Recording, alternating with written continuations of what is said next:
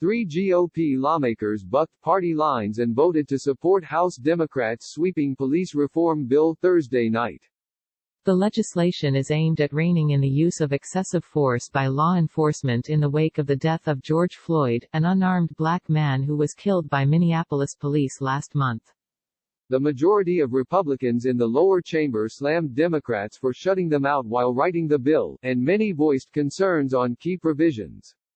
However, Reps. Brian Fitzpatrick, R. Pa, Will Hurd, R. Texas, and Fred Upton, R. Mich. opted to vote for the measure, which passed in a 236-181 vote Thursday. The bill is not expected to see movement in the Republican-controlled Senate, where Senator Tim Scott, RSC, introduced the GOP-led police reform bill, which was blocked by Senate Democrats from moving forward with debate. Hurd, a former CIA officer who is retiring from his congressional seat at the end of his term, said the House missed an opportunity to pass an overwhelmingly bipartisan bill, but felt that it addressed the issue of removing bad actors in law enforcement. Everyone here believes as I do that whether your skin is black, or your uniform is blue, you should not feel targeted in this country. We have failed to do one simple thing: empower police chiefs to permanently fire bad cops. This is one of the most important things Congress could have addressed, Hurd, the only black member of the House Republican Conference, said on the floor. Keeping bad cops off the force could prevent another killing, like George Floyd. It would protect good police officers by ensuring bad officers, like George Floyd's murderer, don't soil the reputations of good officers, he continued.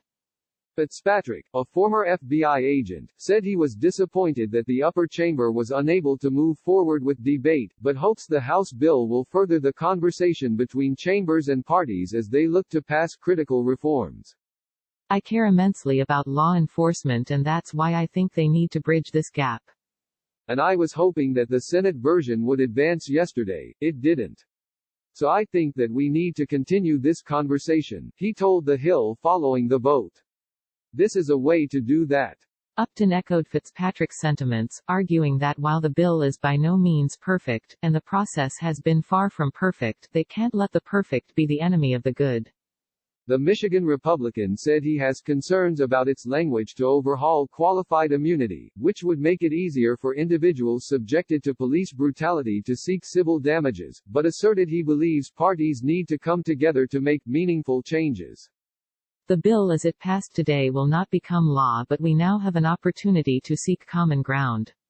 I have talked with a number of law enforcement officials across my district and share their real concerns about the qualified immunity provision, which would truly hinder their ability to train and recruit good officers. This provision, as is, cannot and should not become law, he said in a statement. I would also add that calls to defund the police are absolutely the wrong answer. They need resources for better pay, training, and equipment, like body cameras, to help them do their jobs and keep our communities safe. At the same time, we need to look at ways to enhance critical community services like mental health, youth development, housing and education.